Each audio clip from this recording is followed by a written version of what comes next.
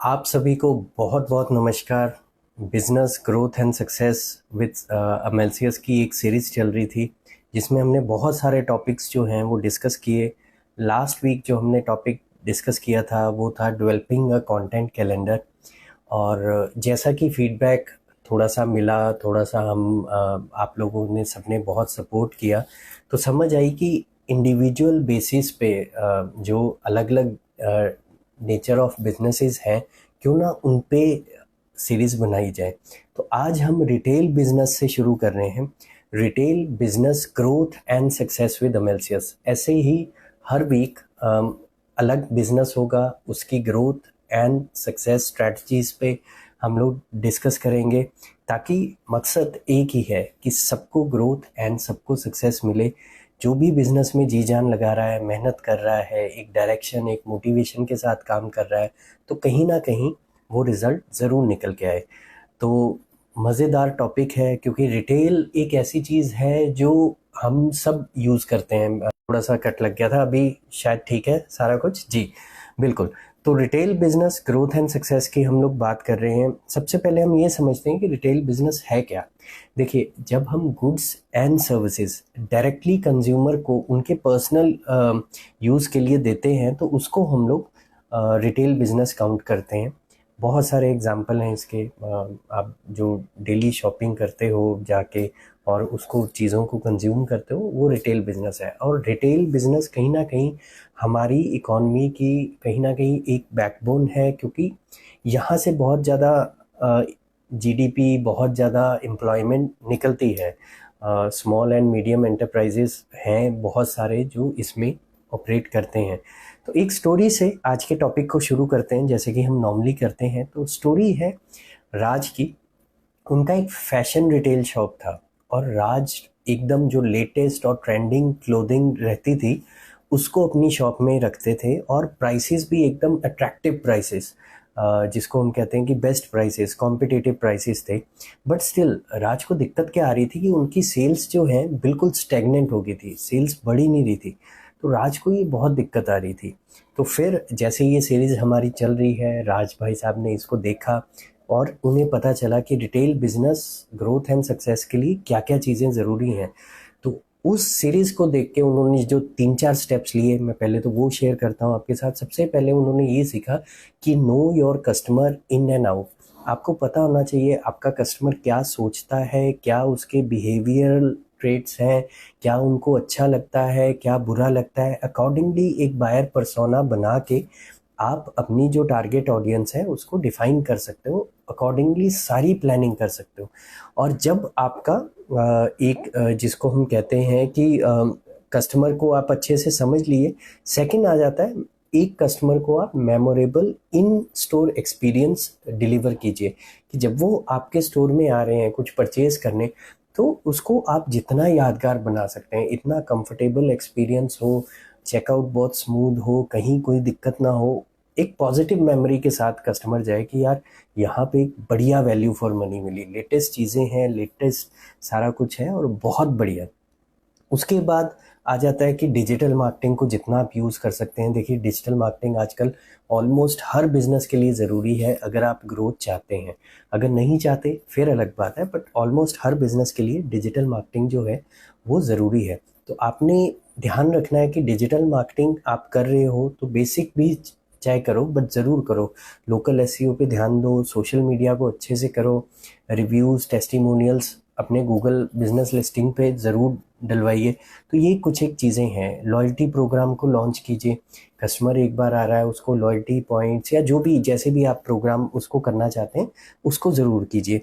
Then customer service and expectations. Customer service की जो एक एक्सपेक्टेशन होती है उसको इतनी अच्छी कर दीजिए कि कस्टमर एक्सेप्शनल सर्विस फील करे कि यार जो मैं यहाँ पे मेरे को सर्विस मिलती है वो कहीं नहीं मिलती।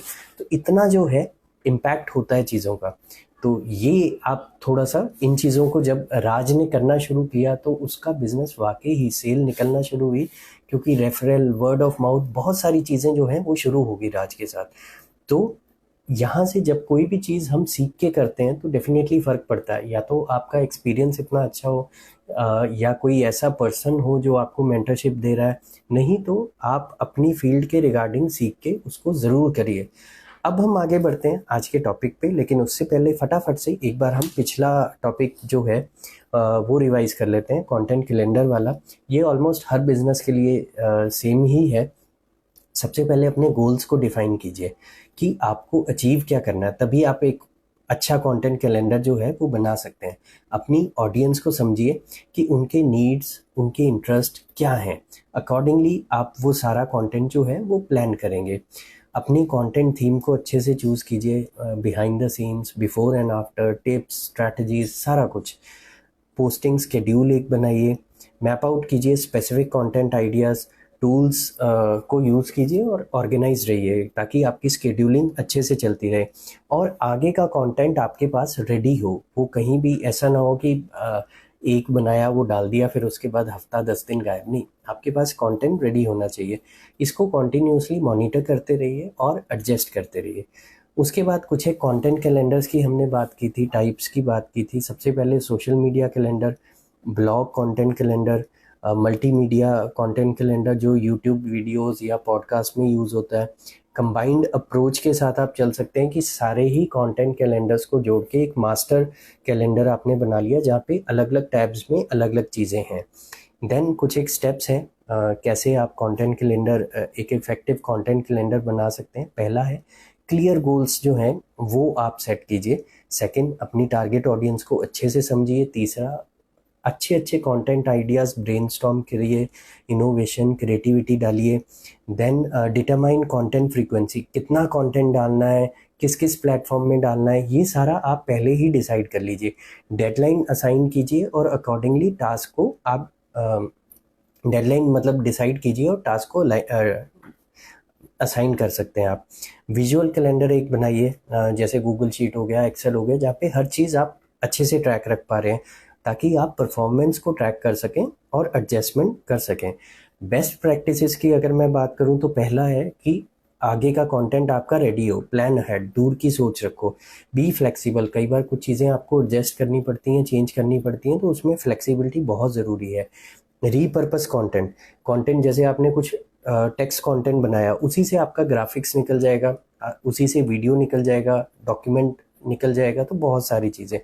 और एवरग्रीन कंटेंट हो, जैसे हाउ टू गाइड्स होगी, टिप्स होगी, स्ट्रैटेजीज होगी, जो पर्सन बार बार उस चीज़ को चेक करते हैं। तो इसके बाद हम आ जाते हैं आज के टॉपिक पे वापस, और आज का जो टॉपिक है retail business growth and success with MLCS है। रिटेल बिजनेस क्या होता है, हमने समझा कि जब हम goods and services directly sell करते हैं, ठीक है, कस्टमर को उनके पर्सनल यूज़ के लिए। अब रिटेल बिजनेस में चैलेंजेस क्या आते हैं, सबसे पहले वो समझते हैं। कंपटीशन बहुत बड़ा चैलेंज है और रिटेल बिजनेस को बहुत बुरी तरह कंपटीशन फेस करना पड़ता है। दूसरा, कंज्यूमर का बिहेवियर चेंज होता रहता है। 5 साल पहले का जो कस्टमर था, कंज्यूमर था, उसकी अलग एक्सपेक्टेशन थी, आज का जो है उसकी अलग है, 5 साल बाद जो होगा उसकी बिल्कुल ही डिफरेंट होगी। इकोनॉमिक फ्लक्चुएशंस इतनी हो जाती हैं कई बार कि आपके समझ ही नहीं आता कि मैं क्या स्टेप लूँ जिससे मेरा बिजनेस कहीं ना कहीं ग्रोथ पाथ पे रहे और दिक्कत ना आए। Supply chain management, vendor properly delivery नहीं दे रहे सामान की, या कोई ना कोई इशू चलता रहता है। कस्टमर रिटेंशन बहुत बड़ा चैलेंज है। आपसे कस्टमर कोई काम करवा रहा था या प्रोडक्ट ले रहा था, नई दुकान खुली, वहाँ शिफ्ट हो गया, कोई इसमें कमिटमेंट लेवल है ही नहीं। अब एक रिटेल लैंडस्केप को समझते हैं कि ओवरऑल रिटेल जो है वो वर्क कैसे करता है, क्या इसका फंडा है। देखिए, कस्टमर की एक्सपेक्टेशन ना टाइम टू टाइम चेंज होती रहती है। जैसे अभी की अगर मैं बात करूं तो कस्टमर स्पीड को लेके बहुत सोचता है कि यार कितना जल्दी मेरे को, क्योंकि इतनी ऐप्स हैं, आपने खाना ऑर्डर करना है, ग्रॉसरी ऑर्डर करनी है, तो बहुत जल्दी डिलीवरी हो जाती है उस चीज़ की आपके पास। तो स्पीड बहुत मैटर करता है, लाइटनिंग फास्ट जिसको हम कहते हैं ना। देन पर्सनलाइज एक्सपीरियंस, सामने वाला चाहता है कि मेरे को मेरे हिसाब से कस्टमाइज्ड पर्सनलाइज एक्सपीरियंस मिले। उसके बाद, और ये एक्सपीरियंस हर जगह सेम मिले। अगर आपकी 2 शॉप्स हैं, 3 शॉप्स हैं, तो कहीं ना कहीं वो हर जगह सेम रहे। कुछ की strategies for retail business growth की अगर मैं बात करूं, पहली है एनहांस कस्टमर एक्सपीरियंस। कस्टमर आपके पास आ रहा है तो उसको लगना चाहिए कि नहीं यार, मेरे को वैल्यू दी जा रही है, मेरे को अच्छा प्रोडक्ट या सर्विस दी जा रही है, मेरे को एक अच्छा प्राइस चार्ज हो रहा है, प्लस एक्सपीरियंस मेरे को बहुत अच्छा मिल रहा है यहाँ पे। मतलब मेरी बात सुनी जा रही है, मेरी नीड रिक्वायरमेंट समझी जा रही है, तो इतना पावरफुल है। अगर हम कस्टमर को समझते हैं, उसका एक्सपीरियंस एनहांस होता है। डिजिटल मार्केटिंग को जितना लीवरेज कर सकते हैं, खुद से कर सकते हैं तो बहुत बढ़िया, अदरवाइज एनी टाइम आप हमें कांटेक्ट कर सकते हैं। हम लोगों ने रिटेल के लिए बहुत काम किया और बहुत अच्छे रिजल्ट्स जो हैं वो डिलीवर किए हैं। बट आप खुद से भी अगर करते हैं तो 3-4 चीज़ों का ध्यान रखिए। सबसे पहले सोशल मीडिया मार्केटिंग ज़रूर करिए। अच्छे से सोशल मीडिया पे प्रोफाइल्स बनाइए, प्रोफेशनल हो, और कंटेंट रेगुलर पोस्ट कीजिए। देन सर्च इंजन ऑप्टिमाइजेशन, एक वेबसाइट हो ताकि आपकी ब्रांडिंग रहे, उस पर थोड़ा सा एसईओ आप करवाते हैं तो आपका गूगल के सर्चेज पे रैंकिंग अच्छी आती है। कंटेंट मार्केटिंग हो गया, जितना कंटेंट आप अलग अलग फॉर्म्स में, वीडियो, ऑडियो, टेक्स्ट की फॉर्म में डिलीवर कर सकते हैं उतना कीजिए। और लास्ट आ जाता है पेड एड्स। पेड एड्स के साथ आपको एक इनिशियल बूस्ट मिल जाता है जो कहीं ना कहीं आपके बिजनेस को ग्रो करता है। आगे बात करते हैं एड्स के बाद कि कस्टमर के साथ ना स्ट्रॉन्गर रिलेशनशिप बनाइए, एक लॉन्ग टर्म सोच रखिए। ऐसा नहीं कि बस अभी का हम सोच रहे हैं, आगे का सोच ही नहीं रहे, नहीं, आपको एक लॉन्ग टर्म सोच रखनी है। तो ये कैसे होगा, आप लॉयल्टी प्रोग्राम्स या कुछ भी ऐसा इशू कर सकते हैं। फिर आ जाता है ऑप्टिमाइज रिटेल ऑपरेशंस। ये बहुत ज़रूरी है। अगर आपका बैकएंड कहीं ना कहीं मेसी है, अच्छे से मेस्डअप है मतलब, तो वो दिक्कत आएगी, आपकी कॉस्टिंग भी बढ़ जाएगी, प्रोडक्ट की क्वालिटी या सर्विस की क्वालिटी ख़राब हो जाएगी। तो आपको रिटेल ऑपरेशंस बहुत अच्छे से मैनेज करने हैं, ऑप्टिमाइज़ करने हैं। इन्वेंट्री हो गया, सप्लाई चेन हो गया, वो सारी चीज़ें। टेक्नोलॉजी का यूज़ जितना आप अच्छे से कर सकते हो उतना करो, ताकि आपको एक कॉम्पिटिटिव एडवांटेज मिले। इनोवेशन जो है वो कॉन्टीन्यूस चलती रहनी चाहिए। ऐसे नहीं, कुछ भी नया जो भी आ रहा है उसको आप सोचो, देखो, अप्लाई करके देखो कि क्या चीज़ आपकी एक अलग यूएसपी बनती है और आपको बाकियों से अलग करती है। की कंपोनेंट्स ऑफ रिटेल बिजनेस की अगर बात करूं, पहला है प्रोडक्ट सिलेक्शन। ठीक है, कि आप जो अपना प्रोडक्ट सिलेक्ट कर रहे हो वो टारगेट ऑडियंस के हिसाब से अलाइंड हो। जो आपको पसंद है वो नहीं, जो आपकी टारगेट ऑडियंस को पसंद है, नीड है, रिक्वायरमेंट है, उस हिसाब से हो। लोकेशन रिटेल में बहुत मैटर करती है। अच्छा फुटफॉल हो, अच्छा वहाँ पे मतलब गैदरिंग वगैरह अच्छी हो, आपका जिसको कहते हैं ना प्राइम एरिया हो, प्राइम लोकेशन जितनी हो सके। कस्टमर सर्विस बहुत मैटर करती है, कितने अच्छे से आप अपने कस्टमर को सर्विस दे रहे हैं। मार्केटिंग और प्रमोशन कॉन्टीन्यूस चलते रहने चाहिए, ये रुकनी नहीं चाहिए। अब डिजिटल मार्केटिंग स्ट्रैटेजीज़ की बात करें अगर हम, पहला है सोशल मीडिया सेलिंग। आजकल आपने देखा होगा बहुत से लोग हैं जो इंस्टाग्राम पे रील्स बना के अपने प्रोडक्ट को प्रमोट करके वहीं से सेल निकाल लेते हैं, तो आप भी उस चीज़ को कर सकते हैं। इन्फ्लुएंसर मार्केटिंग, बहुत से आजकल आप देखोगे कि इन्फ्लुएंसर किसी को जब प्रमोट करते हैं तो उनको वो ट्रैफिक मिलता है, रेलेवेंट ट्रैफिक। ईमेल मार्केटिंग, अपना डेटाबेस बनाइए कस्टमर का, उनको रेगुलरली ईमेल के साथ इन टच रहिए। गूगल बिजनेस लिस्टिंग, जो गूगल पे आपकी लिस्टिंग है उस पर रिव्यूज़ डालते रहिए, एक्टिव रहिए ताकि वो ऊपर आए। और जैसे मैंने बोला, सर्च इंजन ऑप्टिमाइजेशन अपनी वेबसाइट पे ज़रूर करें या करवाएं, ताकि वहाँ से कोई भी गूगल में सर्च करता है आपके नेचर ऑफ बिजनेस का, तो आपकी जो रैंकिंग है वो ऊपर आए। प्रैक्टिकल टिप्स पे आ जाते हैं अब। ये हैं कुछ एक प्रैक्टिकल टिप्स, अगर ये हमने कर लिए तो ग्रोथ और सक्सेस दोनों हमें मिलेगी। पहली है, टारगेट ऑडियंस को अच्छे से समझ लो, वही चीज़ है जो आपका एंड गोल है। अगर आपने टारगेट ऑडियंस समझ लिया तो सारा ही जो आपका वर्किंग का तरीका है उसके हिसाब से अलाइंड हो।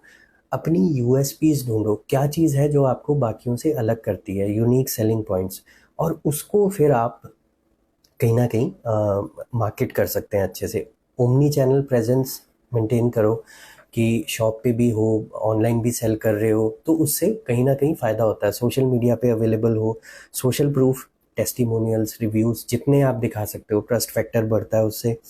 सीजनल कैंपेन्स, जैसे अभी दिवाली है, आपने देखा होगा बाज़ारों की बहुत अच्छी सजावट है। अब सेल ऑफर ये सारे चल रहे हैं अभी, तो सीजनल कैंपेन्स जितने अच्छे आप कर सकते हो, क्योंकि ये टाइम है, कस्टमर बाहर निकल रहा है, मार्केट में जा रहा है, और वहाँ अगर आपका प्रोडक्ट या सर्विस मिल रहा है तो बहुत अच्छे से उसको कर सकते हो, आप सेल निकाल सकते हो। Then encourage customer feedback. जितना कस्टमर का जेन्युइन फीडबैक आपको मिलेगा और वो आपके सोशल मीडिया प्रोफाइल्स पे होगा, उतना नया कस्टमर आपके साथ अट्रैक्ट होगा, क्योंकि हर कोई आज की डेट में ना रिव्यूज़ पढ़ता है। देन कॉम्पिटिटर एनालिसिस, आपका कॉम्पिटिटर क्या कर रहा है, क्या सोच रहा है, क्या करने वाला है, किस तरह के पोस्ट डाल रहा है, क्या उसकी स्ट्रैटेजी है, सारा कुछ उनको फॉलो कीजिए। अपने शहर के 3 कॉम्पिटिटर, अपनी कंट्री के बड़े शहरों के 3 कॉम्पिटिटर और सेम नेचर ऑफ बिजनेस के बाहर की कंट्री के भी 3 कॉम्पिटिटर्स। तो ये 9 लोगों को अच्छे से आप फोकस कीजिए। जो प्राइम फोकस रहेगा वो शहर वाले 3 पे रहेगा, बाकी जो है आपके क्रिएटिव आइडियाज़ को जगाएंगे। Then word of mouth referrals, आपने एक को सर्विस या प्रोडक्ट अच्छा दिया तो उसका रेफरल मिलता है। तो हमेशा जब आप क्वालिटी मेंटेन करते हो, कस्टमर सर्विस पे ध्यान देते हो, तो रेफरल आएगा, उसको क्लोज करते रहिए, बिजनेस ग्रो करते रहिए। कस्टमर को अप्रिशिएट कीजिए। कोई कस्टमर आपके पास है जो बहुत टाइम से जुड़ा है, उसको कुछ एक्स्ट्रा डिस्काउंट, स्पेशल डिस्काउंट या उसको कुछ गिव अवे कर दिया, मतलब सामने वाले को लगे कि नहीं यार, मेरे को वैल्यू करते हैं ये लोग। सीआरएम में इन्वेस्ट कीजिए। बहुत सारे सीआरएम टूल्स ऐसे हैं जहाँ से आपकी बहुत सारी चीज़ें ऑटोमेट हो जाती हैं। एम्प्लॉई ट्रेनिंग करते रहिए, क्योंकि अगर आपका एम्प्लॉई ट्रेंड है कि कस्टमर से कैसे बात करनी है, कैसे सेल करनी है, कैसे सारा कुछ करना है, तो कस्टमर का एक्सपीरियंस इम्प्रूव होता है। देन प्रोडक्ट्स या सर्विसेज कुछ एक आपके जिनका नेचर कुछ कुछ सेम है, तो आप उनको बंडल ऑफर बना के दे सकते हैं। रीटारगेटिंग एड्स, जो कोई आपके मतलब वेबसाइट पे आया या आपके पेज को लाइक कर रहा है, उनको आप अलग से ऐड दिखा सकते हो।